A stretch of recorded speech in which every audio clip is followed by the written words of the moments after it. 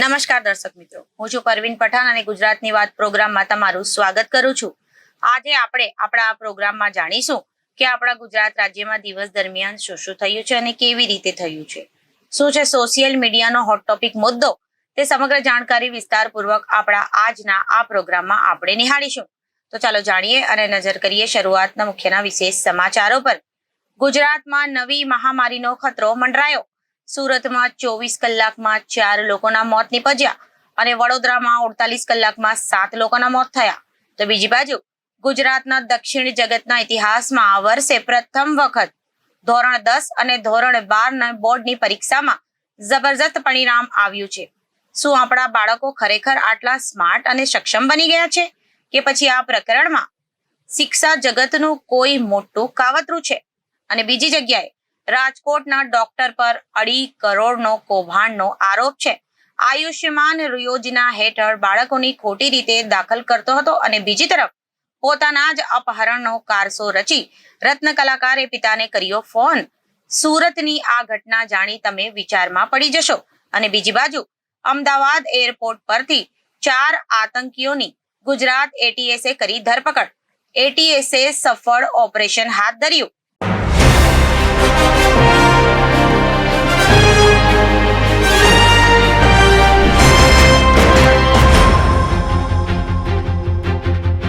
હવે જોઈએ સમાચારો વિગતવાર. ગુજરાતમાં છેલ્લા કેટલાક સમયથી ચાલી રહેલો હાર્ટ એટેકથી મોતનો સિલસિલો અટકવાનું નામ નથી લઈ રહ્યો. પરંતુ ડાયમંડ નગરી ટેક્સટાઇલ નગરીમાં આ શું થવા બેઠું છે? ગુજરાતમાં હાર્ટ એટેકથી મોતમાં સુરત શહેરમાં આફત અને સંકટ જેવી સ્થિતિ બની છે. આ શહેરમાં મોતના આંકડા દિવસે ને દિવસે વધી રહ્યા છે. રવિવારે 24 કલાકમાં 4 લોકોના અચાનક બેભાન થતા મોત નીપજ્યા હતા અને હાહાકાર મચી ગયો હતો. તમામના મોતની પેટર્ન એક જ જેવી હતી.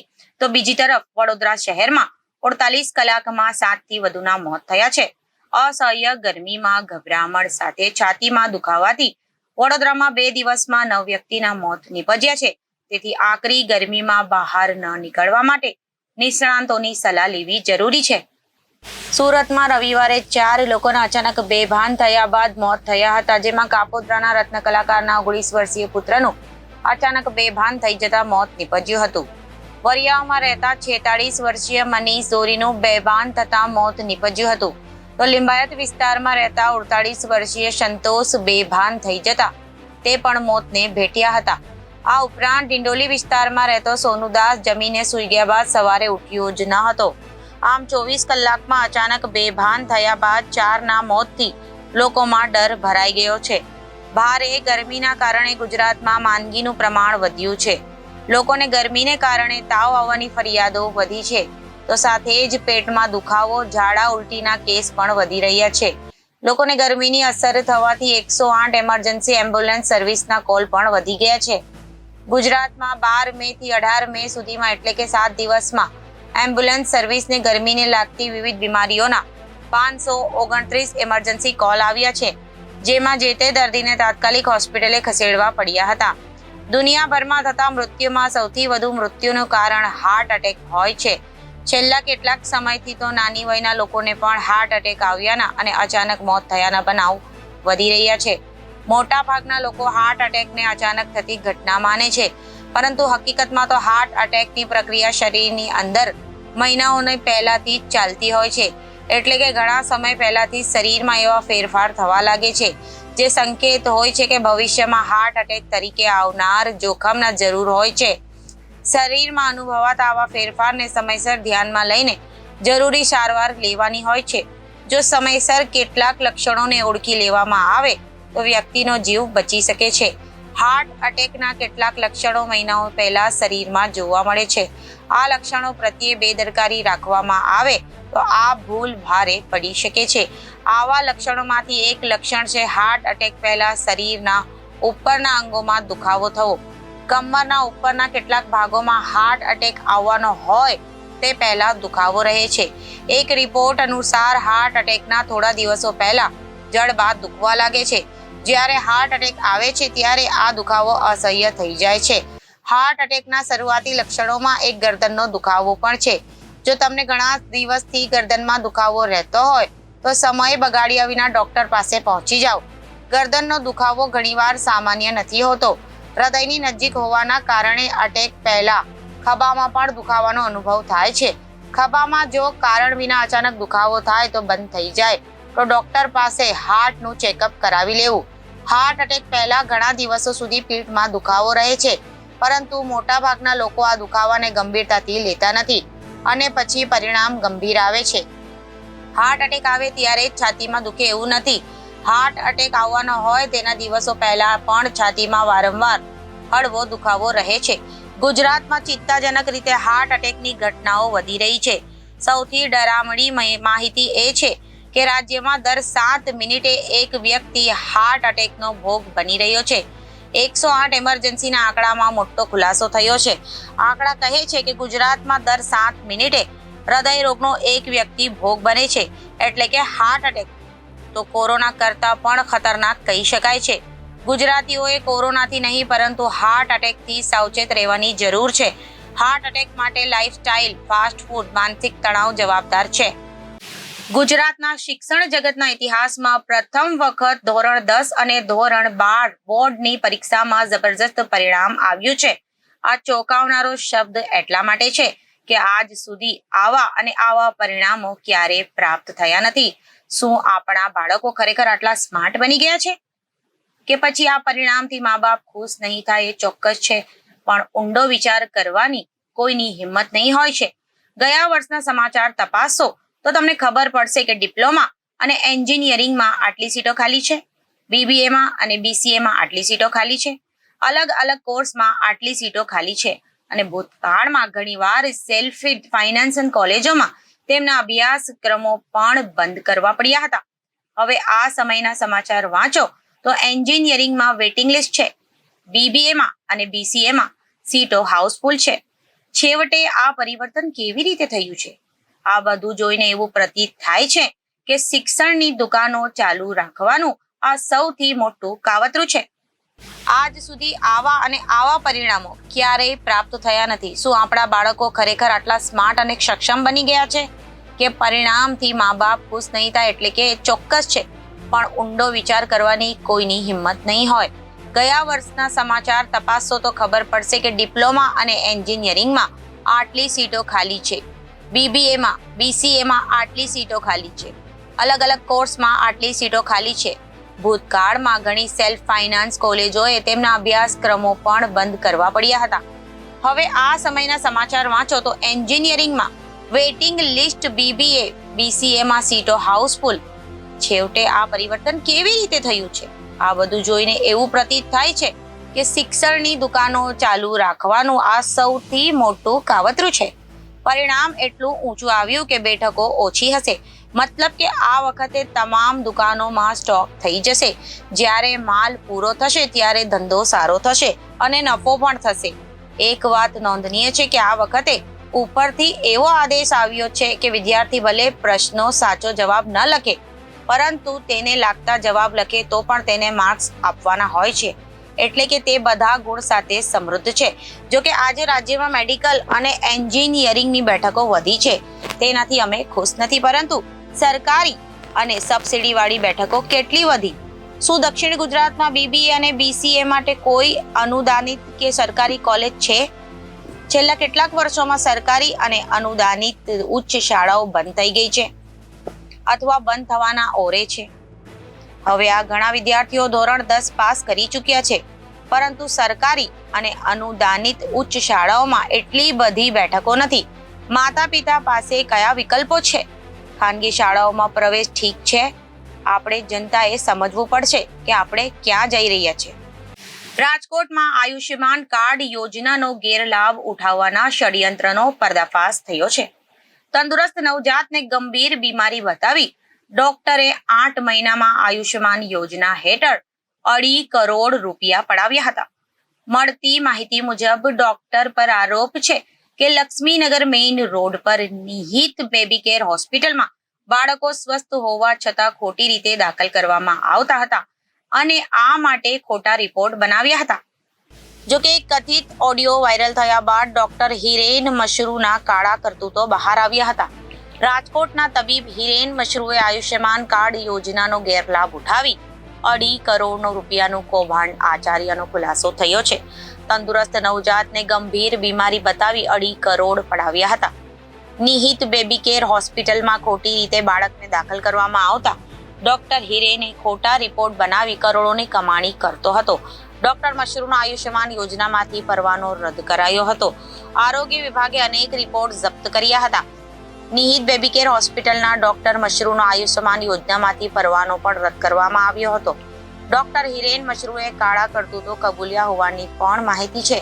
તો લેબોરેટરીના સંચાલકોએ કહ્યું કે સેમ્પલ આવ્યા તેના બાદ રિપોર્ટ ડોક્ટરને ઈમેલ કરી દેતા હતા. રિપોર્ટમાં ડોક્ટર જ ચેડા કરી અને બાળકોના માતા પિતાને કહેતો કે બાળકને દાખલ કરવો પડશે. ગાંધીનગર ટીમ પણ ડોક્ટર મશરૂના કારસ્તાનથી ચોંકી ઉઠી હતી. જિલ્લા આરોગ્ય વિભાગ અને ગાંધીનગર આરોગ્ય વિભાગે તપાસ શરૂ કરી હતી. હાલ હોસ્પિટલમાં 3 બાળકો દાખલ છે. રાજ્યમાં હજુ પણ ગરમીનો પ્રકોપ યથાવત રહેવાનો છે.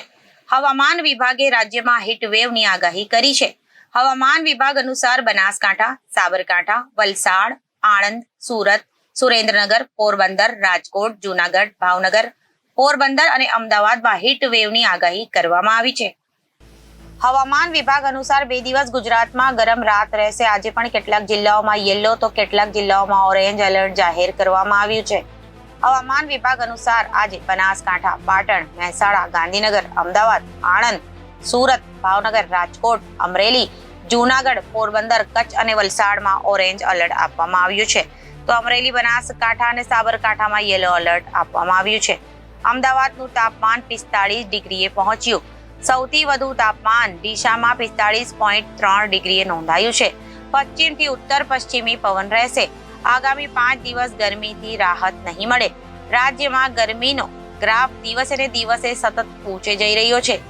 રવિવારે 10 શહેરોમાં 44 ડિગ્રીથી વધુ સરેરાશ મહત્તમ તાપમાન નોંધાયું છે. જેમાં હિંમતનગરમાં 46.2 ડિગ્રી સાથે સૌથી વધુ ગરમી નોંધાઈ હતી. મોટાભાગના શહેરમાં આગામી 5 દિવસ તાપમાન 43 થી વધુ રહેવાની સંભાવનાને પગલે હવામાન વિભાગે ઓરેન્જ એલર્ટ જાહેર કર્યું છે. આમ હજુ પણ દિવસે ગરમીમાંથી રાહત મળવાની સંભાવના નહીવત છે. હિંમતનગરની સાથે ઈડર, ડીસા, સુરેન્દ્રનગર, અમદાવાદ, ભાવનગર, અમરેલી, ગાંધીનગર, રાજકોટ અને વડોદરામાં પણ 44 ડિગ્રીથી વધુ સરેરાશ મહત્તમ તાપમાન નોંધાયું છે. ગાંધીનગરમાં 44.2 ડિગ્રી સાથે સરેરાશ મહત્તમ તાપમાનમાં સામાન્ય કરતા 1.2 ડિગ્રીનો, જ્યારે રાજકોટમાં 44.1 ડિગ્રી સાથે સરેરાશ મહત્તમ તાપમાન સામાન્ય કરતા 4.7 ડિગ્રી વધી રહ્યું છે. રાજકોટમાં આગામી 25 મે સુધીમાં તાપમાન 45 ની આસપાસ જ રહેવાની હવામાન વિભાગે આગાહી કરી છે.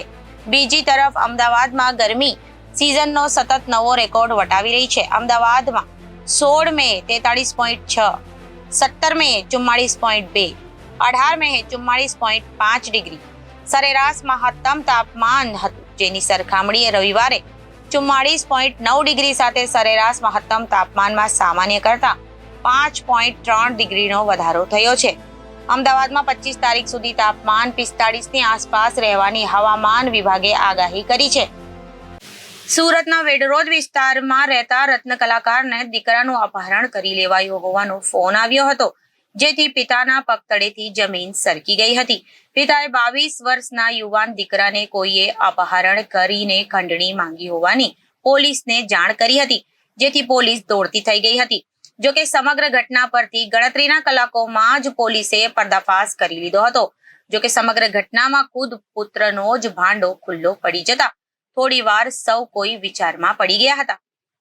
આજના સમયમાં કેવો કળિયુગ આવી ગયો છે કે નશા અને જુગારની લત ઊંડાણપૂર્વક આજની યુવા પેઢીને બરબાદીના રસ્તે ચડાવી રહી છે, ષડયંત્ર અને કાવતરું ઘડવામાં મજબૂર કરી રહી છે. એવી જ એક ચોંકાવનારી ઘટના ગુજરાતના સુરતમાં સામે આવી છે. પુત્રએ પોતે જ પોતાના અપહરણનો પ્લાન બનાવી પોતાના પિતા પાસે ખંડણી માંગી હતી. જોકે સમગ્ર મામલાનો પોલીસે ગણતરીના કલાકોમાં પર્દાફાશ કર્યો છે. મળતી માહિતી અનુસાર સુરતના વેડરોડ વિસ્તારમાં રહેતા રત્ન કલાકાર પિતા મહિપત સાવજીભાઈ રાઠોડને અજાણ્યા નંબર પરથી ફોન આવ્યો હતો કે અલગ અલગ ભાષામાં ફોન કરનારે તેના રત્ન કલાકાર અને તેના ભાણેજને ફોન કરીને ગૌરવ ઉર્ફે રઘાનું અપહરણ કર્યું હોવાનું કહ્યું હતું. સાથે જે જીવતો જોઈતો હોય તો 4 લાખ જમા કરાવવા કહ્યું હતું. ચિંતામાં મુકાયેલા રત્ન કલાકારે તુરંત ગૌરવને ફોન કર્યો હતો, પરંતુ તેનો ફોન બંધ આવતો હતો, જેથી પોલીસ પાસે દોડી ગયા હતા. પોલીસે ઘટનાની ગંભીરતા દાખવીને તાત્કાલિક અલગ અલગ ટીમો બનાવી હતી. બાદમાં ટેકનિકલ સર્વેલન્સના આધારે 3 કલાકમાં સચિન નજીક બુડિયા ખાતેથી ગૌરવ ઉર્ફે રગાને બાઇક સાથે શોધી કાઢ્યો હતો. બાદમાં પૂછપરછમાં ગૌરવે કબૂલાત કરી હતી કે જુગારમાં 2.5 લાખ રૂપિયા હારી ગયો હતો. માથે દેવું થઈ જતા પ્લાન ઘડ્યો હતો, જેમાં 10 દિવસ અગાઉ સિમ કાર્ડ ખરીદીને તેના પરથી પિતાને ફોન કર્યો હતો. જો કે પકડાઈ ગયેલા ગૌરવ વિરુદ્ધ પોલીસે ગેરમાર્ગ દોરવાનો ગુનો નોંધી વધુ તપાસ હાથ ધરી છે. 18/5/2024ના આશરે 2 વાગ્યાના સુમારે અરજદાર શ્રી ભરતભાઈ રાઠોડ કે જેઓને એક અજાણ્યા નંબર ઉપરથી ફોન આવેલો કે તમારા દીકરાને જીવતો જોતો હોય તો આ નંબર ઉપરથી 4 લાખ રૂપિયા મોકલો, નકર તમારા દીકરાને મારી નાખશું. જે બાબતે અરજદારોને અમોએ રૂબરૂ 2:30 વાગ્યાના આસપાસ મળતા તેઓના નંબર ઉપરથી અમારી સામે જ ફોન કરેલો અને તેઓને પૈસાની ડિમાન્ડ કરેલી. જે બાબતે સુપિરિયર ઓફિસર તેમજ ક્રાઇમ બ્રાન્ચની ટીમની મદદથી લઈ અને સતત આ ફોન ઉપર આરોપી સાથે કન્ઝર્વેશન ચાલુ રાખી અને તેની સાથે સતત વાતચીત કરતા રહેલા અને તેઓને પૈસા આપીએ છીએ એ બાબતની સતત લાઇઝનિંગમાં રહેલા અને થોડા સમયમાં જ જે મોબાઈલ નંબર આપેલા હતા એનો ટ્રેસિંગ થઈ જતા જેમાંથી જે મુખ્ય સૂત્રધાર હતો એ મૂળ અરજદારનો પોતાનો સુપુત્ર જ હતો, જેઓએ 10-15 દિવસ પહેલાં જ એક નવું સિમ કાર્ડ લીધેલું હતું કે જેના નંબર તેના પિતાશ્રીને આપેલા ન હોય. જે આરોપીની આગવી ઢબે પૂછપરછ કરતાં તેઓએ જણાવેલ કે હું જુગારમાં રૂપિયા હારી ગયો હતો એટલે મારે રૂપિયાની ખાસ જરૂર હતી એટલે મેં આવું તરકટ રચેલું હતું. જેથી કરીને ઉપરી અધિકારીઓના માર્ગદર્શન મુજબ પોલીસને ગેરમાર્ગે દોરવા બાબતની ગુનો રજીસ્ટર કરવામાં આવેલ છે અને હાર આરોપીની અટક થઈ ગયેલ છે. અમદાવાદ એરપોર્ટ પરથી એટીએસને મોટી સફળતા મળી છે. અમદાવાદ એરપોર્ટ પરથી ISISના એજન્ટ સાથે જોડાયેલા 4 આતંકીઓ ઝડપાયા છે. પકડાયેલા તમામ શ્રીલંકન હોવાની માહિતી મળી છે. આતંકીઓ શ્રીલંકાથી વાયા ચેન્નઈ થઈને અમદાવાદ પહોંચ્યા હતા. અમદાવાદ એરપોર્ટ પર પહોંચતા જ એટીએસની ટીમે તેમને પકડી લીધા હતા. આતંકીઓ પાકિસ્તાની હેન્ડલરના સંપર્કમાં હોવાનો પણ ખુલાસો થયો છે. પાકિસ્તાની હેન્ડલરના આદેશ બાદ કોઈ કામગીરી કરવાના ફિરાકમાં હતા. 4 વાગે ગુજરાત એટીએસના અધિકારીઓએ પત્રકાર પરિષદ કરીને ખુલાસો કર્યો હતો. મીડિયા સામે મોસ્ટ વોન્ટેડ આતંકી શાહનવાઝ આલમે કેટલાક ચોંકાવનારા ખુલાસા કર્યા હતા. મીડિયાની ટીમે ISIના નિશાના પર RSS, VHP અને ભાજપના નેતા હોવાનો ખુલાસો કર્યો હતો. આટલું જ નહીં, ગુજરાત અને મુંબઈમાં સિરિયલ બ્લાસ્ટ કરવાનું ષડયંત્ર રચવામાં આવ્યું હતું. ગુજરાતના ગાંધીનગર, અમદાવાદ, વડોદરા અને સુરતમાં ગોધરા રમખાણનો બદલો લેવા માટે ISI બોમ્બથી ઉડાવવા માંગતું હતું એનો ખુલાસો થયો હતો. ગુજરાત એટીએસની ટીમ અને એંગલથી પણ તપાસ કરી રહી છે. ગુજરાત એટીએસે આ પહેલા પણ 2023માં ISIS તપની મોડ્યુલીનો ખુલાસો કર્યો હતો. પોરબંદરથી 4 લોકોની ધરપકડ કરવામાં આવી હતી. 4 આરોપી ISISમાં જોડાવા માટે અફઘાનિસ્તાન અને ઈરાક ભાગવાની ફિરાકમાં હતા. સુરતની એક મહિલાની પણ આ મામલે ધરપકડ કરવામાં આવી હતી. તો અત્યારે ગુજરાતની વાતમાં વિરામ લઈએ. વધુ સમાચારો માટે જોતા રહો જનાદેશ ન્યૂઝ. નમસ્કાર.